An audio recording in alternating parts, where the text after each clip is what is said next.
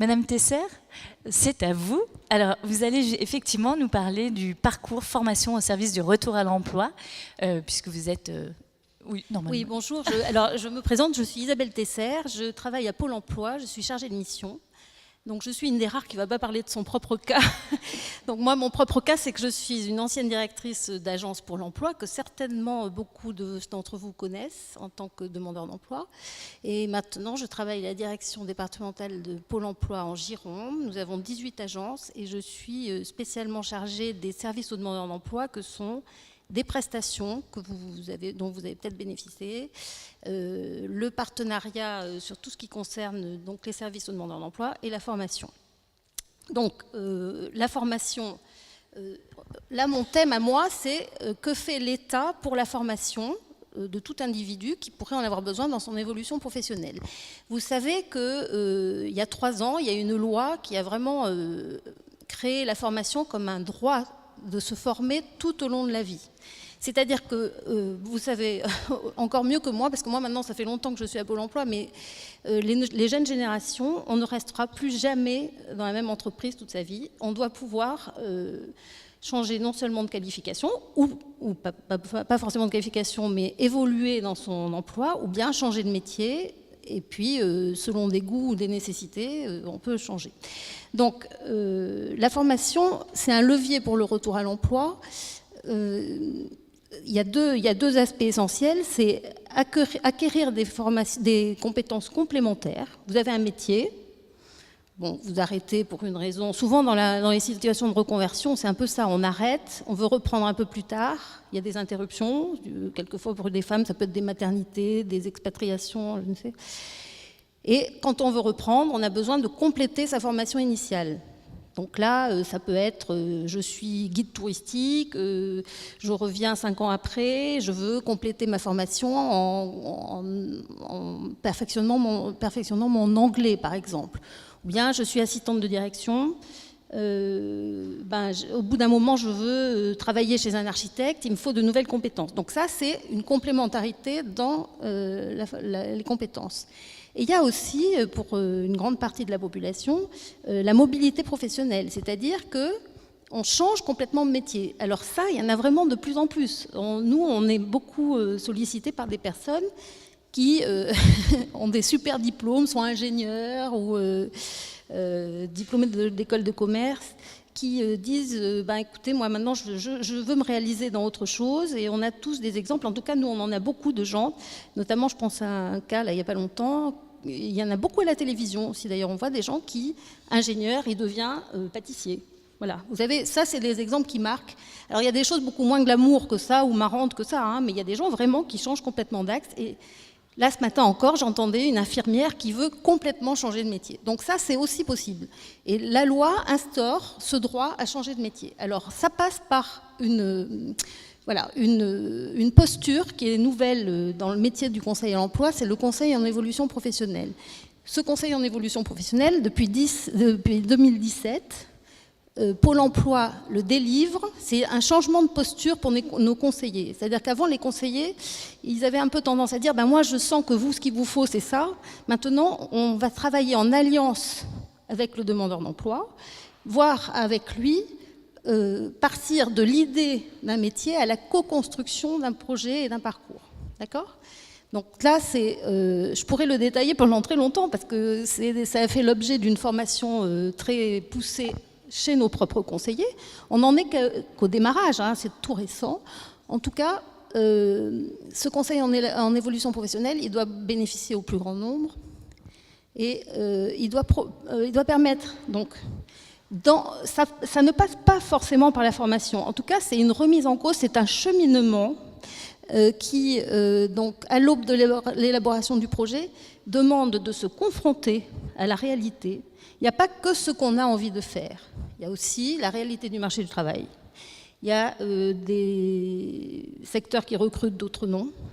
Il y a la situation personnelle. Est-ce que je suis capable de sacrifier, par exemple, des week-ends, si c'est un métier dans lequel on travaille le week-end, le lieu, est-ce que je suis capable de faire des kilomètres pour faire ce boulot parce que c'est vraiment ce que je veux faire. On étudie tout ce qui est aussi corollaire au métier. On va mobiliser pour ça des interviews de professionnels. On va mobiliser l'immersion professionnelle, c'est-à-dire on peut aller passer de 1 jour à 1 mois dans une entreprise pour voir comment ça se passe.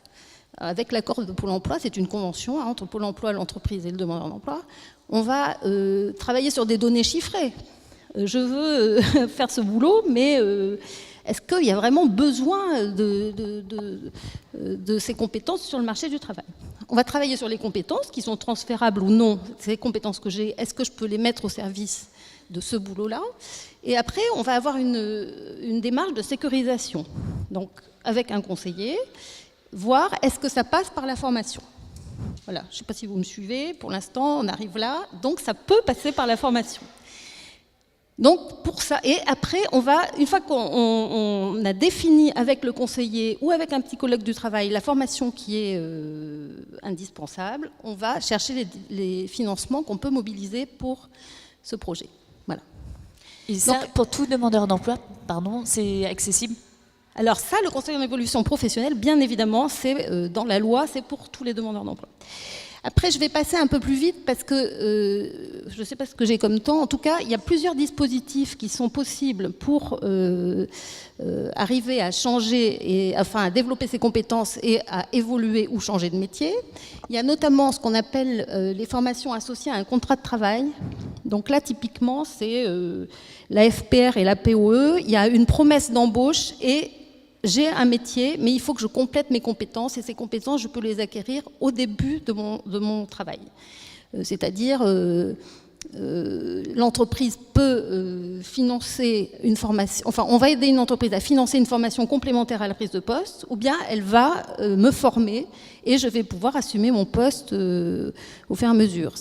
Il y a des grandes entreprises qui fonctionnent comme ça, hein, notamment, je dirais, par exemple, une grande société de conseil en informatique, qui recrutent des gens d'un profil un peu proche, mais qui va leur apprendre exactement à s'adapter au poste de travail. Donc ça, on le finance, c'est de l'adaptation.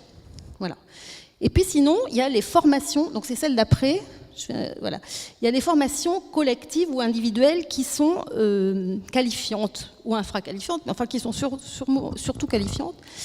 Il faut que vous sachiez, juste une parenthèse, que M. Macron, au moment où il a été élu, il a décidé, enfin c'était dans son programme, 5 milliards pour la formation professionnelle continue. Donc je ne sais pas si vous vous rendez compte, mais c'est vraiment énorme. Et ces 5 milliards, ils vont bénéficier à des gens qui sont infra-bac, c'est-à-dire qui n'ont pas le bac. Ces personnes qui n'ont pas le bac, elles sont 3 fois plus nombreuses à être au chômage que les personnes qui ont un bac plus 2. Donc il y a un impératif, c'est de qualifier un plus grand nombre de personnes pour évoluer, acquérir des compétences et nourrir le marché du travail. D'accord. Donc c'est ce que je vous explique là. Et donc ça va prendre plusieurs formes, notamment des formations collectives qui sont financées par le conseil régional. Alors ça répond quand même aux besoins des entreprises. C'est-à-dire dans les secteurs comme le bâtiment, le transport, beaucoup de formations financées par le conseil régional dans le numérique.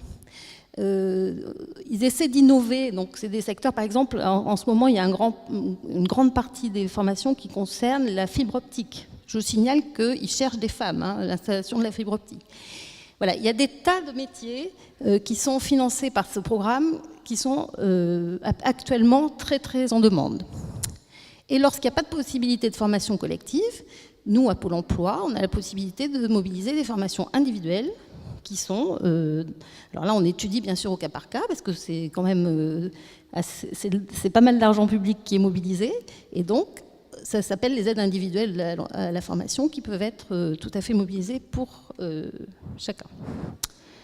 Je crois que j'ai presque fini. Alors après, il y a d'autres dispositifs que vous connaissez, hein, l'alternance, donc là je ne vais pas développer, hein, c'est l'apprentissage et la professionnalisation. Et puis la VAE qui peut être intéressante pour les femmes, puisque ça permet, notamment pour les autodidactes, d'obtenir une validation comme un diplôme. Voilà. Il y a des métiers où on a besoin de diplôme pour se faire embaucher, et cette validation des acquis de l'expérience peut être déclenchée pour obtenir un titre professionnel ou un diplôme équivalent par l'expérience et non pas par les études. Voilà. Je voulais conclure en disant que les femmes représentent à peu près la moitié des demandeurs d'emploi qui sont formés. Il n'y a pas plus ni moins. Par contre, elles sont un peu plus nombreuses à accéder à l'emploi durable une fois qu'elles ont bénéficié d'une formation. Voilà.